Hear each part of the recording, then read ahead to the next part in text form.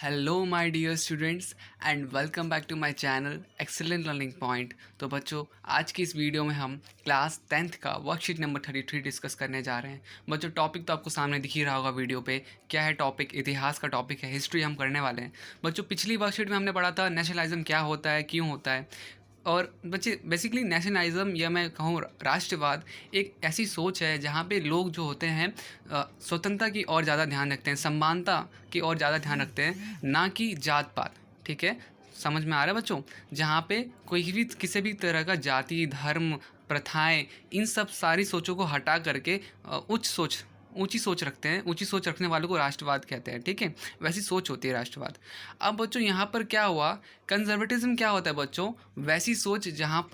वैसा सोच जहाँ पर लोग जात पात को ज़्यादा ध्यान देते हैं। ठीक है, अपनी प्रथा, अपनी रस्म, इन सब चीज़ों पे ज़्यादा ध्यान देते हैं, परंपरा, ऐसी चीज़ों पे। ठीक है, तो रूढ़िवाद ये होता है, राष्ट्रवाद ये होता है। तो बच्चों, अब हुआ क्या कि नेपोलियन जब डिफीट हुआ, नेपोलियन जब हार गया इन 1815 में, तो यूरोपियन जो गवर्नमेंट थे वो वापस से किस में आने लगे, वापस से कन्वर्ट होने लगे नेशनलिज्म से किस में, कन्वर्टिज्म। ठीक है, नेशनलिज्म से किस में कन्वर्ट हो गए, वापस से कन्वर्टिज्म में कन्वर्ट हो गए। तो बेसिकली फिर से लोग वहाँ पर क्या होने लगे, परंपरा पे ज़्यादा ध्यान देने लग गए, रस्मों पे ज़्यादा ध्यान देने लग गए, ट्रेडिशन जो होती थी उनकी, उन सबको ज़्यादा इंपॉर्टेंस देने लग गए। ठीक है, तो बच्चों ये सारा कुछ कहाँ पर हुआ था? तो ये सारा कुछ वियना में ऑर्गेनाइज हुआ था। ठीक है, लिखा हुआ है ना कि द समिति was organise eight Vienna.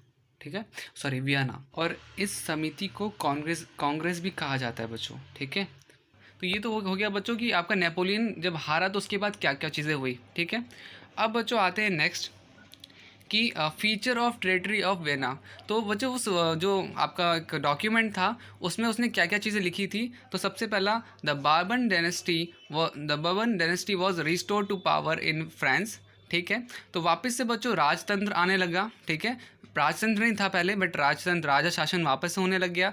The main intention was to create a new conservative order in Europe. वापस से उनका इंटेंशन क्या था कि वापस से रूढ़िवाद को वापस से स्टार्ट करें। ठीक है, कन्वर्टिज्म वापस से स्टार्ट हो। France lost the territory in it had annexed under Napoleon. और फिर बच्चे, a series of state were set up on the boundaries of France to prevent expansion in future. तो एक बाउंड्रीज पूरी फ्रांस के साइडों तरफ बन रखी थी। तो ये सब चीज़ें थी। ठीक है बच्चों, फिर उसके बाद हमारा एक होता है फिर आते हैं हमारे ड्यूक मैट्रिनिक। बच्चों, ये कौन थे? तो ये बच्चे बेसिकली इनका भी एक अहम रोल था। ये जो भी रूढ़िवाद वापस से आया ना, हमारा कन्वर्टिज्म वापस जो आया, इनका भी रोल था। बेसिकली इनका काम वहाँ पे राजनीति करने का था। तो देखो, he was the Austrian chancellor. He was born on 15 May 1773. He had once remarked that when France sneeze, the rest of Europe catch cold. मतलब कि अगर फ्रांस को जुकाम होता है, सॉरी, फ्रांस अगर छींकता है तो यूरोप को जुकाम हो जाता है। मतलब उनका ये कहने का मतलब क्या होता है कि अगर फ्रांस को कुछ भी होगा बच्चे, तो सेम उसका सीधा फ़र्क किस पे पड़ेगा, यूरोप पे पड़ेगा। तो इसने लिखा कि he took a prominent part in Congress of Vienna. तो इसने भी बच्चे पार्ट लिया था उस कांग्रेस ऑफ वेना में।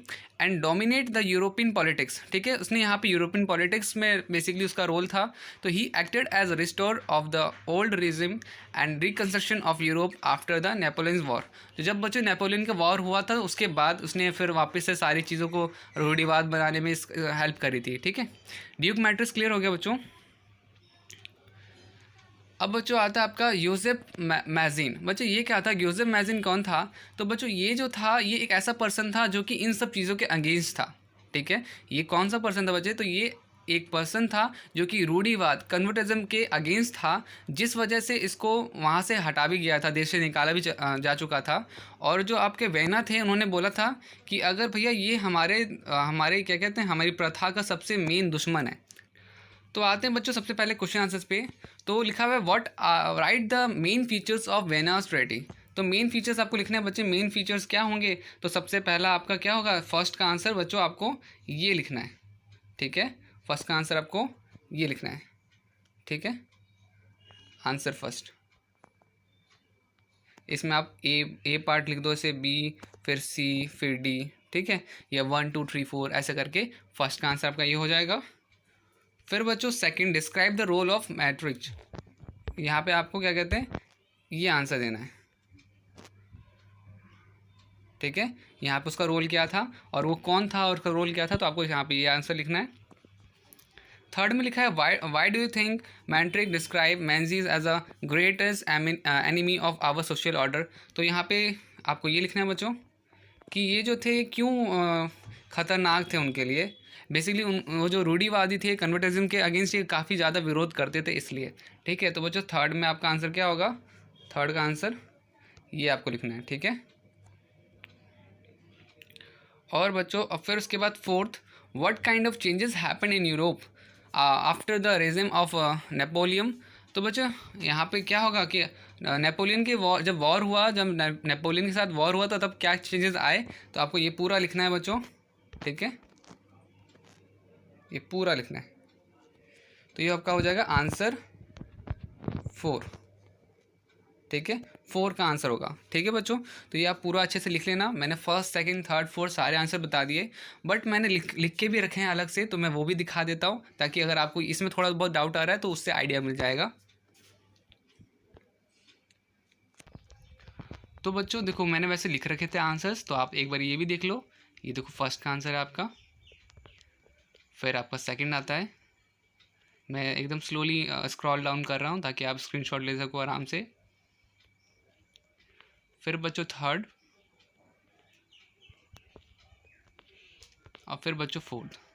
तो मैंने बच्चों वर्कशीट्स में भी आपको आंसर करवा दिए, ऐसे भी करवा दिया है। आपको जो अच्छा लगे वो आप नोट डाउन कर लेना। तो बच्चों आज की वीडियो में इतना ही। वीडियो अगर आपको अच्छी लगी तो प्लीज़ वीडियो को लाइक, शेयर, कमेंट ज़रूर करना, एंड मोस्ट इंपॉर्टेंट सब्सक्राइब ज़रूर करना बच्चों, बिकॉज आपका सपोर्ट मुझे हमेशा ऐसे ही मोटिवेट करता रहता है ऐसी वीडियोज़ और बनाने के लिए। तो ठीक है बच्चों, keep watching, keep supporting us, and bye bye, take care.